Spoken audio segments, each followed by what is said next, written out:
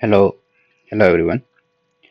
सो आज हम वापस आए हैं एक और लैब के साथ।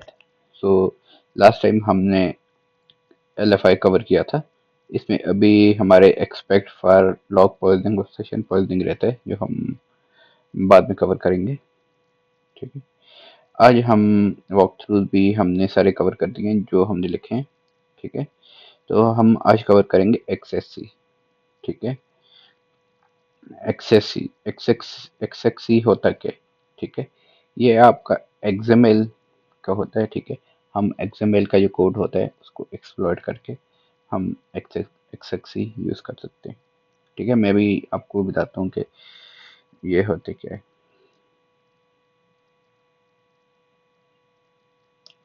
ओके। तो हम सबसे पहले हम क्या करेंगे, हम ये इसकी लैब डाउनलोड कर देंगे। लैब में जाके एक्सएक्ससी लैब्स को हम सबसे पहले कर देते हैं। ओके। हम जाते हैं लेब्स में चले जाते हैं और एलएस करते हैं। तो हम इसको सबसे पहले जिप कर अनजिप कर देते हैं। ठीक है।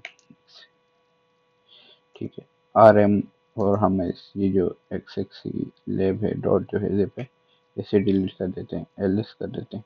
ओके। तो अब हम जाते हैं एक्स एक्स लेब में, एलएस करते हैं, क्लियर। ओके। सबसे पहले हम समझते हैं कि एक्सएक्सी होता क्या है। एक्सएक्सी की शॉर्ट फॉर्म होती है एक्सएमएल एक्सटर्नल एंटिटी।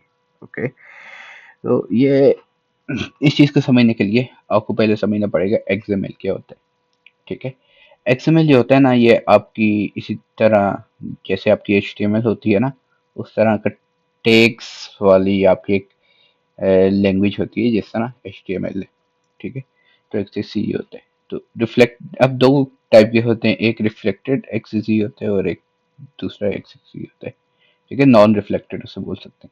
तो आज के हम लेक्चर में जो रिफ्लेक्टेड एक्सएससी है उसको ही कवर करेंगे। ठीक है। तो ये क्या बोलते हैं, it occurs when a server parser taker controlled XML input. Okay.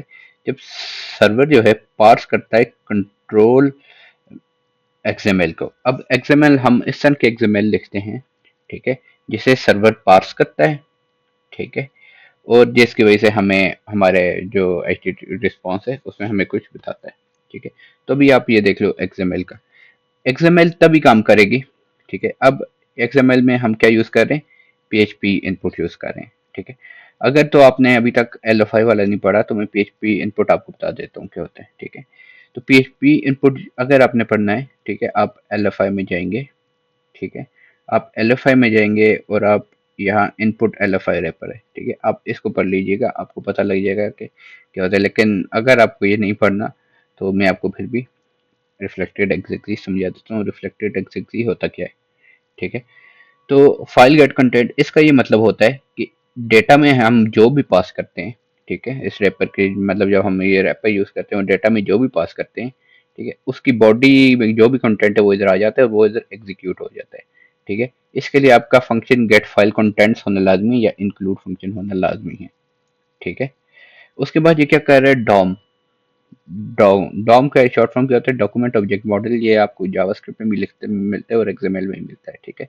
ये क्या करता है, एक न्यू डॉम डॉम डॉक्यूमेंट बनाता है। डॉम डॉक्यूमेंट दिखता कैसा है, जैसे आप एचटीएमएल में हम करते हैं, पहले एचटीएमएल की बॉडी होती है, फिर अंदर डिव आ जाते हैं, कोई सेक्शन आ जाते हैं, एच1 आ जाते हैं, एच2 आ जाते हैं। तो उस तरह के ये आपका एक यहाँ सेक्शन की, यहाँ एचटीएमएल की जगह यहाँ होता है रूट का फोल्डर। ठीक है। रूट होती है। अभी अगर मैं आपको बताऊं एक्सएमएल डॉक्यूमेंट अगर मैं आपको कोई दिखा दूं, ठीक है, तो ये आप देख सकते हो। ठीक है। जिसमें एक्सएमएल वर्जन है। ठीक है। अभी ये खुल क्यों नहीं रहा, ये देख लेते हैं।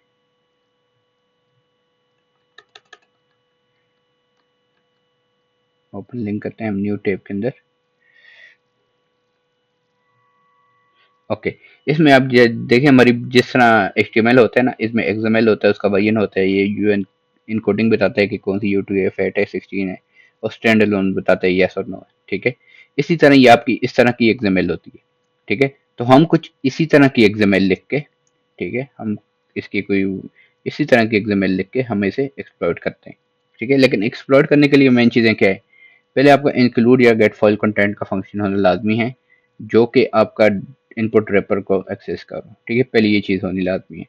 दूसरी चीज़ के न्यू डॉम डॉक्यूमेंट, ठीक है, क्रिएट हो रहा हो। ठीक है, और उसमें क्या हो रहा हो कि लोड एक्सएमएल हो रहा हो। अब लोड एक्सएमएल दो तरीक़ों से हो रहा हो, एक नो ईएनटी से और एक डीटीटी लोड से। ठीक है, अब इसको समझते हैं। डीटीटी लोड क्या करता है, जब हम एक्सएमएल का डॉक्यूमेंट बनाते हैं ना, उसमें हम डॉक टाइप लिखते हैं। ठीक है, अब उस डॉक टाइप को पास करने के लिए हमें चाहिए होता है डीटीटी लोड चाहिए होता है। ठीक है, और नो ईएनटी किस काम के लिए होता है, हम जो भी करते हैं ना, अब ये पार्स करता है। ठीक है, फोर्स एंटिटी एक्सपेंशन करता है। मतलब हम जो फॉर एग्जांपल हम अगर ईटीटी पासवर्ड लाने की कोशिश कर रहे हैं, तो वो क्या करेगा, उस जो ईटीसी पासवर्ड है उसको फेच करके लेके आएगा, उसे पार्स करेगा, उसे फेच करके लाएगा, और हमें ये फंक्शन दिखाते हैं नो ईएनटी, जो आपको आउटपुट मिलता है। ठीक है, फिर हम क्या कर देते हैं, डोको डॉम कर देते हैं। हम डॉम और सेव एक्सएमएल का फंक्शन कॉल करते हैं, जिससे क्या होता है कि पहले ये लोड करता है। ठीक है, डॉम का फंक्शन ये लोड एक्सएमएल करेगा, फिर डॉम का फंक्शन है जो सेव एक्सएमएल करेगा। ये हमें क्या करेगा, ये आपको आउटपुट दिखा देगा सेव एक्सएमएल की। तो फॉर एग्जांपल अगर आप ये दोनों फंक्शन नहीं यूज़ करते हो, इसके बजाय क्या होगा, अगर आप सिर्फ एक्सएमएल फंक्शन यूज़ कर रहे हो, ठीक है, तो वो क्या करेगा, वो जो भी आप कंटेंट भेजोगे ना, वो आपको वैसा ही कंटेंट वापस दिखा देगा। तो अगर आपको उस कंटेंट के पीछे, अगर फॉर एग्जांपल आप एटीसी पासवर्ड करना चाहते हो, अगर आप ये दोनों नहीं लिखोगे, तो वही आपको जो रिक्वेस्ट है ना एटीसी पासवर्ड दिखाएगा। अगर आप ये लिख देते हो, ठीक है, तो फिर आपको वो एटीसी पासवर्ड के पीछे से कंटेंट उठा के देगा। तो ये कोड होना चाहिए। ठीक है, जिसकी वजह से आपका ये काम करेगा। तो यहाँ आप देख सकते हो कि डिट load allows doc type processing. अगर ये नहीं होगा तो आपका डॉक टाइप नहीं चलेगा, और डॉक टाइप नहीं चलेगा तो आपकी एक्सएक्सी नहीं हो पाएगी। ठीक है, और ईएनटी फोर्स एंटिटी एक्सपेंशन। ठीक है, आप जो भी एंटिटी में आप मांग रहे हो, ठीक है, उसे एक्सपेंड नहीं करेगा, मतलब उसका आपको आउटपुट नहीं देगा। आपको सिर्फ सीधी सीधी जो होगी, जो आपने कोड डेटा भेजा होगा, एंटिटी लिखी होगी, वही आपको वापस रिटर्न कर देगा। ठीक है, without both reflected XXE won't work. Okay, so इन दोनों के बगैर रिफ्लेक्टेड एक्सएक्सी जो है वो वर्क नहीं करेगी। ठीक है, पहले हम क्या करते हैं, पहले हम बेचते हैं।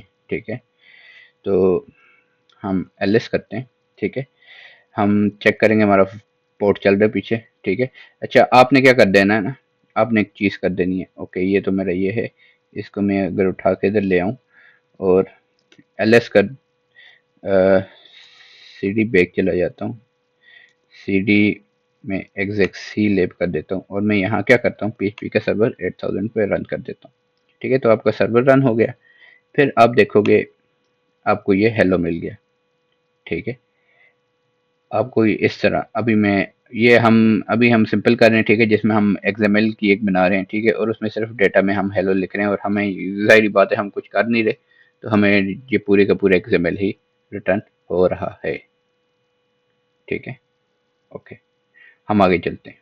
ठीक है, अच्छा, this server recollect the XML confirming the user supplied input as pass and run. इसका ये मतलब होता है कि अगर आपको चेक करना है कि एक्सएमएल एग्जिस्ट करता है या नहीं, आप पोस्ट रिक्वेस्ट उठाओ, उसमें डालो, अगर तो आपको ये वापस मिल जाता है, तो इसका मतलब है कि वो आपके एक्सएमएल को पार्स कर रहा है। ठीक है, अब हम डिफाइन करते हैं एक्सटर्नल एंटिटी को। ठीक है, अब मैंने जैसे आपको बताया था कि ये जो है पीएचपी इनपुट का होना लाजमी है, और ये एलएफआई से किस तरह कनेक्ट है। ठीक है, वो मैंने आपको बता भी दिया है। ठीक है, एल एफ आई इनपुट मतलब ये जो हम दे रहे हैं ना -t पैरामीटर, ये जो कुछ भी होगा, ठीक है, ये जो भी हम डेटा में लिख रहे हैं, ठीक है, वो इधर जाके इसकी जगह होगा। और ये पीएचपी इनपुट बेसिकली ये डेटा कंटेंट करता है। ठीक है, ये एक L F I local file inclusion का कॉन्सेप्ट है, जो आप पढ़ सकते हो, मैंने ऑलरेडी इसके नोट्स बना के रखे हुए हैं। ठीक है, अच्छा, ओके, ये हो गया। अब हमें डिफाइन एक्सटर्नल एंटिटी। ठीक है, ओके, तो हम क्या करते हैं, हम ये उठाते हैं।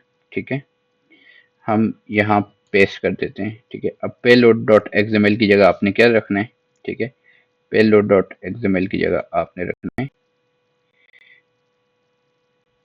ये। ठीक है,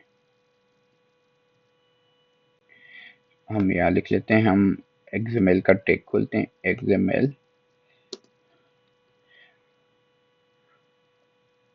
ओके, तो XML का टैग उसमें ऑलरेडी था, तो हमें लिखने की जरूरत है नहीं। इसको मैं इधर से क्लोज कर देता हूँ और मैं इसको इधर से कर देता हूँ। ठीक है, तो ये क्या कर रहे हैं, XML का वर्जन है। ठीक है, अभी आप देखें क्या हुआ है। ठीक है, अब हम इस कमांड को समझते हैं कि इस कमांड ने हमारे साथ किया क्या है। ठीक है, सही है। हमने XML या मानसी तक आप समझिए कि यहाँ क्या हो रही है। अब XML का वर्जन ये भी आपको पता है कि ये सिंपल डिफाइन कर रहा है XML है। अब डॉक टाइप, ये जिस डॉक टाइप की मैं बात कर रहा था ना, कि अगर ये वाला फंक्शन नहीं होगा, ठीक है, लिब XML DTT लोड नहीं होगा तो वो डॉक टाइप की प्रोसेसिंग नहीं करेगा, और इसके लिए हमें डॉक टाइप लाजमी चाहिए होता है, इसीलिए उस फंक्शन का होना लाजमी है। ठीक है, हम डेटा नाम का एक हमारा, आप यहाँ कुछ भी नाम लिख सकते हो, डेटा लिख सकते हो, ABC लिख सकते हो। ठीक है, लेकिन जो यहाँ होगा ना डेटा, उसी का आपका टैग होना चाहिए डेटा का। तो ये अगर आपका फॉर एग्जांपल यहाँ रूट है तो इधर भी आपका टैग होना चाहिए, रूट होना चाहिए। फिर एंटिटी क्या होता है, एंटिटी इधर ये होता है, इधर एक वेरिए जैसे होता है ना आपके जावास्क्रिप्ट या कोई भी लैंग्वेज उठा लो, उसमें वेरिएबल्स होते हैं। ठीक है, तो यहाँ वेरिएबल्स को एंटिटी बोला जाता है। ठीक है, फिर एंटिटी होता है, फिर एक्सिजी एक्सएक्सी एंटिटी का नाम होता है। ठीक है, और फिर हम सिस्टम यूज करते हैं। ठीक है, अब सिस्टम हम यूज इसलिए करते हैं क्योंकि ये एक एक्सटर्नल एंटिटी है। अगर फॉर एग्जांपल आपकी एक्सटर्नल एंटिटी ना हो, इंटरनल एंटिटी हो, ठीक है, जिसे हम एक्सएक्सी उठा रहे हैं, तो यहाँ आपकी मतलब कि जिस फाइल से मतलब इंटरनल एंटिटी ये होती है कि जैसा मेरा कंप्यूटर, अगर इसी कंप्यूटर में ये फाइल्स होंगी, ठीक है, तो मैं उसके लिए यूज करूंगा इंटरनल एंटिटी। ठीक है, अगर नहीं है तो मैं उसके लिए यूज करूंगा एक्सटर्नल एंटिटी। तो इसके लिए आपको एक्सटर्नल एंटिटी यूज करनी चाहिए, यूज करनी होती है। ठीक है, अब ये फाइल क्या है, फाइल भी एक वो है, रैपर है। ठीक है, LFI का रैपर है। ये क्या करता है कि ये सिंपल जो फाइल है ना, वो गेट करके ला के देता है आपको। ठीक है, इसका और कोई काम नहीं।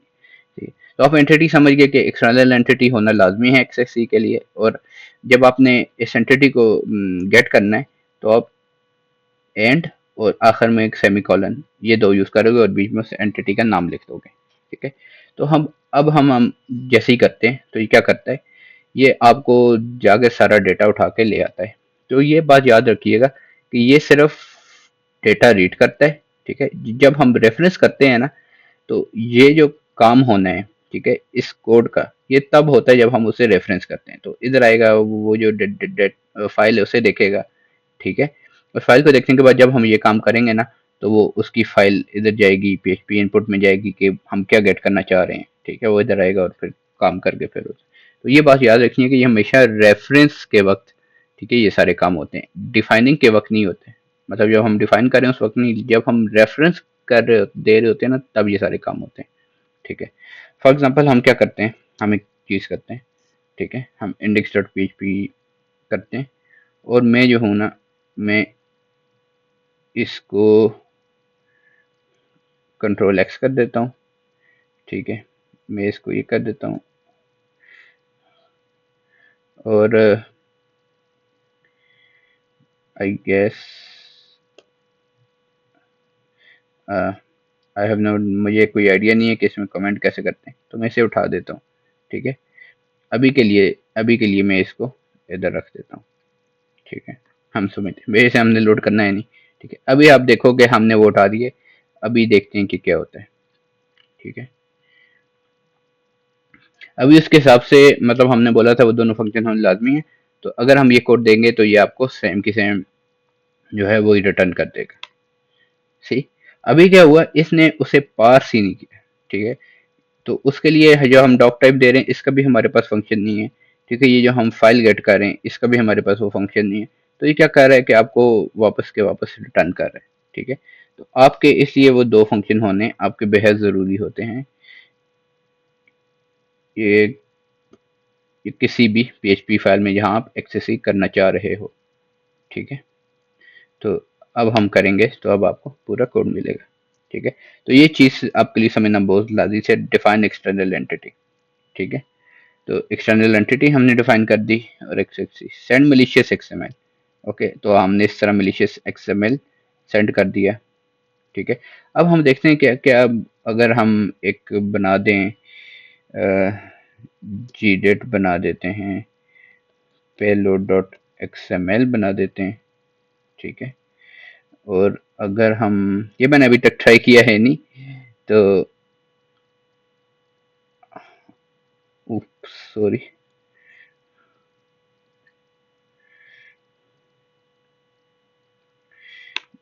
पेलोड डॉट एक्सएमएल करते हैं और मैं इसको एक्सएमएल को इधर पेस्ट कर देता हूँ और मैं इसे सेव कर देता हूँ।